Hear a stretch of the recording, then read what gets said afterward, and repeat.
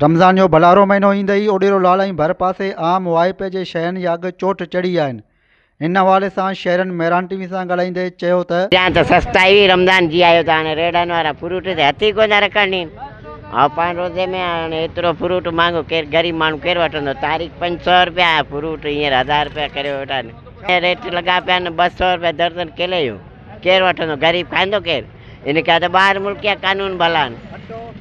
अटो हींअर 140-50 रुपया हले पियो। पहिरियां कणिक लथी हुई त 1600 रुपया मण पियो वरितो हारियुनि खां। हींअर असीं 5000 रुपया मण वठो। रमज़ान जो महीनो आयो आहे तॾहिं अदा 200 रुपये जो फ़र्क़ु आयो आहे। पहिरीं हुई 1200-1300 जी नारंगी पेटी, हींअर 1800-2000 रुपया थी आहे। जहिड़ो 48 दाणो आहे उहा 2200-2300 रुपया। 80 दाणो आहे 1700-1800 रुपया मिले पई। पहिरीं हुई 1200-1300 80 दाणो, ऐं 48 दाणो हुई 1500-1300-1400। जहिड़ो माल अहिड़ो रेट आहे। ॿिए शहरनि खां सम्झा थो ओडेरोलाल स्टेशन में कुझु वधीक महांगाई आहे। ॿिया शहर टंडे आदम या टंडो जाम थियो या हैदराबाद, उन्हनि खां जेको आहे ओडेरो स्टेशन इलाही महांगो आहे। छो त हिते केरु पुछण वारो कोन्हे। हिते हथराॾू महांगाई आहे थी वई आहे।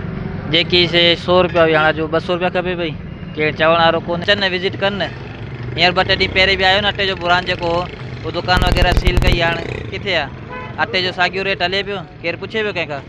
आराम से सुता पे गरीब आवाम जो का लाचारी को। पहले हर चीज़ सस्ती थी, रमज़ान में सस्ती के बाद बस जैसे ही रमज़ान आया है एक चीज़ 100 रुपये की तो उसको डबल 300 रुपये कर दिया है।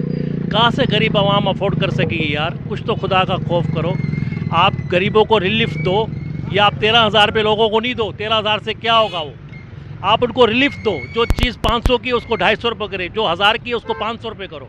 आपसे तो ये बैरून मुल्क वाले अच्छे। बैरून मुल्क में जो 1000 की चीज़ है वो रमज़ान शरीफ के अंदर 500 रुपये की जाती है, और पाकिस्तान के अंदर ये दस्तूर है 1500 वाली चीज़ 1000 रुपये कर दी जाती है।